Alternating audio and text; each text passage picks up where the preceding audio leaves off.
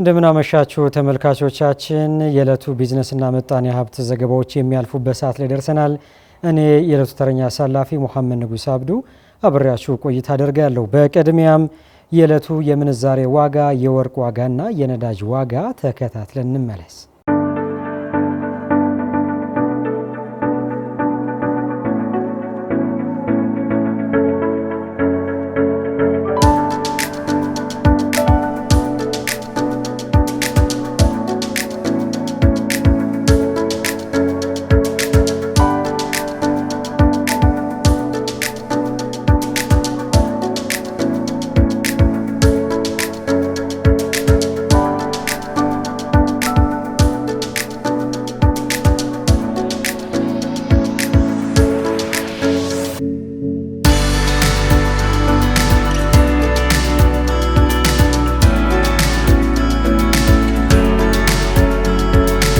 ሰባተኛው አግሮ ንግድና ፕላስ ፕሪንት ፓክ ኤክስፖ በኢትዮጵያ ከሰኔ 12 እስከ 14 2017 እንደሚካሄድ ተገለጸ።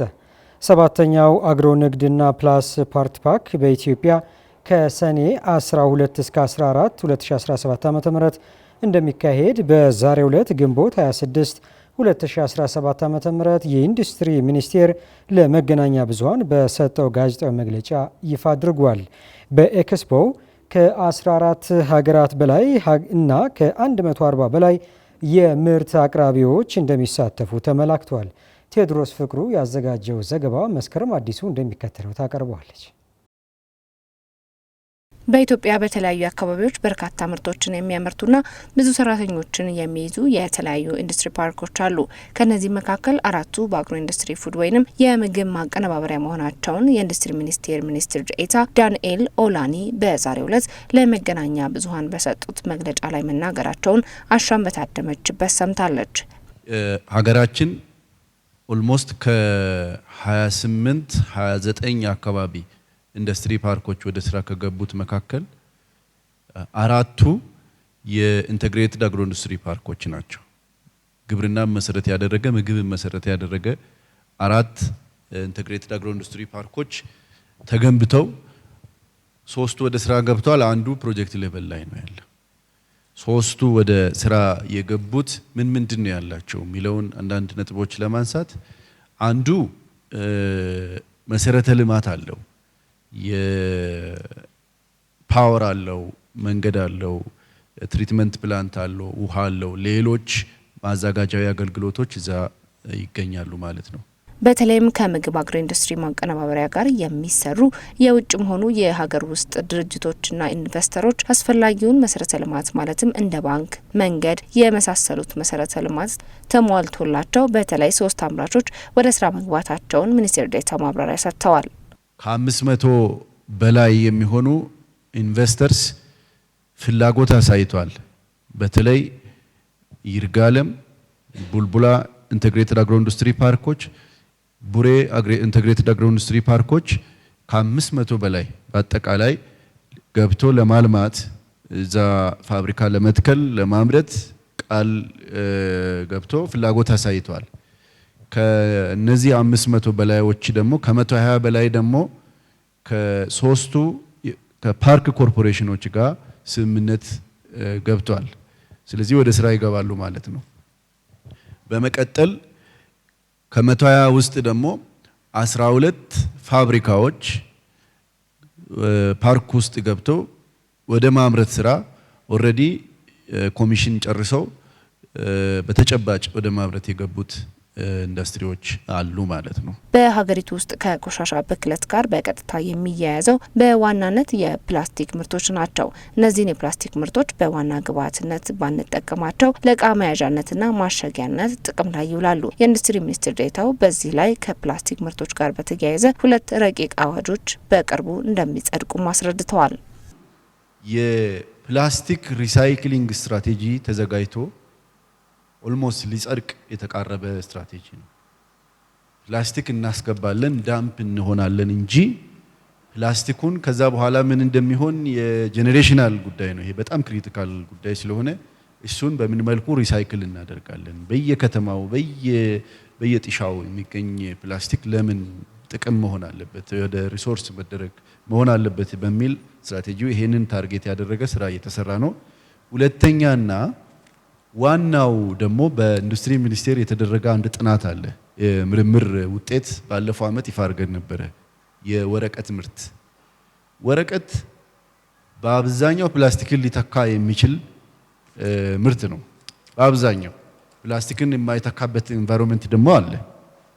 በሚተካው ላይ በቂ የወረቀት ምርት ሀገር ውስጥ እንዲመረት ከእንሰት ተረፈ ምርት ወረቀትን ማምረት በሚያስችል መልኩ ምርምሩ ጸድቆ ኮመርሻላይዝድ ሆኖ ፋብሪካዎቻችን ማምረት ጀምረዋል። በተለያየ ደረጃ ሊገለጽ የሚችል ይሄ የመማር ማስተማሪም ወረቀት ለፓኪንግ የሚሆን በተለያየ መልኩ ሊገለጽ የሚችልና በዛ መልኩ ጥሩ ተስፋ አለ በዚህ ረገድም የሚለውን ለማንሳት ነው። በዛሬው ዕለት የሕዝብ ተወካዮች ምክር ቤት የደረቅ ቆሻሻ አያያዝና አወጋገድ ረቂቅ አዋጅ ቁጥር 1383 ህዝባር 2017 አድርጎ በሙሉ ድምጽ ማጽደቁን አሻም ከሕዝብ ተወካዮች ምክር ቤት ያገኘችው መረጃ ያመላክታል።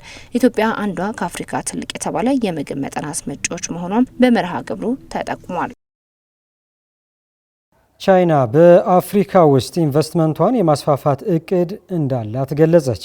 ቻይና በተለያዩ መስኮች የኮርፖሬት ትብብርን የበለጠ በማስተዋወቅ በአፍሪካ ያላትን ኢንቨስትመንት ለማስፋት ቆርጣለች ሲል የቻይና ንግድ ሚኒስቴር ገልጿል። በሚኒስትሩ የምዕራብ እስያና አፍሪካ ዲፓርትመንት ዳይሬክተር ሼንጂያንግ እንዳሉት አጠቃላይ የንግድ አካባቢ ማሻሻልና የቻይና ኩባንያዎች በአህጉሪቱ መዋለ ንዋያቸውን ለማፍሰስ ያላቸው ፍላጎት እያደገ መምጣቱ ከቅርብ ዓመታት ወዲህ ቀጣይነት ያለው የኢኮኖሚ እድገት በአፍሪካ ውስጥ ይመዘገባል ማለታቸው አፍሪካ ኒውስ አስነብቧል። ባለፉት 5 ዓመታት በአፍሪካ ውስጥ ከቻይና ኩባንያዎች ዓመታዊ አማካይ ቀጥተኛ ኢንቨስትመንት ከ3 ቢሊዮን ዶላር በላይ ብልጫ እንዳላቸው ገልጸዋል። የቻይና ትኩረት በዋናነት በመሰረተ ልማት፣ በግንባታና በማኑፋክቸሪንግ ዘርፎች ላይ ያተኮረ ቢሆንም በአፍሪካ ውስጥ በቻይና ኢንቨስትመንቶች ላይ የሚሳተፉ አካላት ከጊዜ ወደ ጊዜ እየጨመሩ መጥተዋል ተብሏል። ቴስላ በህንድ ውስጥ መኪና ማምረት እንደማይፈልግ ተገለጸ። የኤለን መስክ ንብረት የሆነው ግዙፉ የተሽከርካሪዎች አምራች ኩባንያ ቴስላ ተሽከርካሪዎችን ህንድ ውስጥ የማምረት ፍላጎት የለውም ሲል የሀገሪቱ የከባድ ኢንዱስትሪ ሚኒስቴር አስታወቀ። ሚኒስትሩ ሄዲ ኳርዋሱማኒ ቴስላ በህንድ ውስጥ 2 ማሳያ ክፍሎችና ማምረቻዎችን እንዲከፍት ጥሪ እንደተደረገለት ገልጸዋል። ህንድ ይህንንና ተገቢውን የውጭ ምንዛሬ ማግኘት እንዳልቻለች የተናገረችው ለመጀመሪያ ጊዜ ነው። መርሲዴስ ቤንዝ፣ ቮልስዋገን፣ ሃዮንዳይ እና ኪያ የተሰኙት የተሽከርካሪ አምራቾች በህንድ ውስጥ የኤሌክትሪክ መኪናዎችን ለማምረት ፍላጎት አሳይተዋል። ነገር ግን ቴስላ ምንም አይነት ፍላጎት አላሳየም ተብሏል።